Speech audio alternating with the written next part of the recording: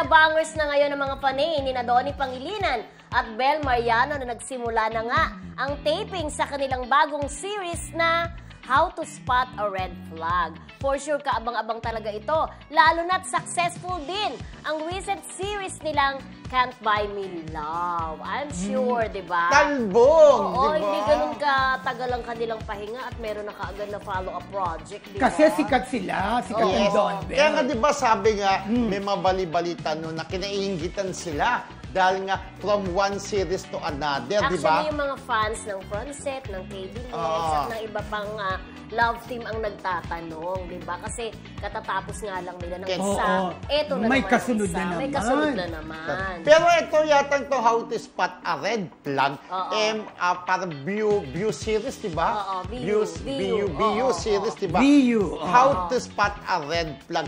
Ikaw lagi kang nakakakita ng red flag, friendship, di ba?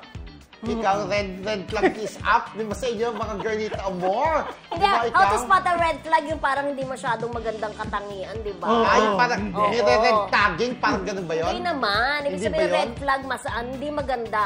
Hindi maganda yun. Gano'n. Okay. Parang halimbawa, pag may nanliligaw sa'yo na mabait, green flag siya. Yes. Diba? Pero pagka medyo masama ang ugali, red flag siya. Pagka masyadong may Elia factor, green-minded, di ba? May Basta iba't ibang meaning ng color. Basta hindi maganda. Hindi maganda yung red flag. Ikaw na red flag ka na ba, friendship, nung niligawan ka? Wala pa naman. Sino ba tinatanong mo ako? Ikaw, oo. Okay. Na red flag ka na ba? Marami. Marami ba? Iba't ibang kasi na tao naniligo sa'yo dati, di ba? Iba-iba talaga. International ang naliligaw sa'yo, no? Iba-iba. Sabi ko kasi inaanak natin, di ba si Kiel Belen? Happy birthday, Kiel! Nag-enjoy kami lalo na sa balutin Ay, oo. mo ako. Ay, Day! Yung balutin mo ako, ha? Day! Gawin kita, Day! Kahapon lang, naubos yung yung lechon.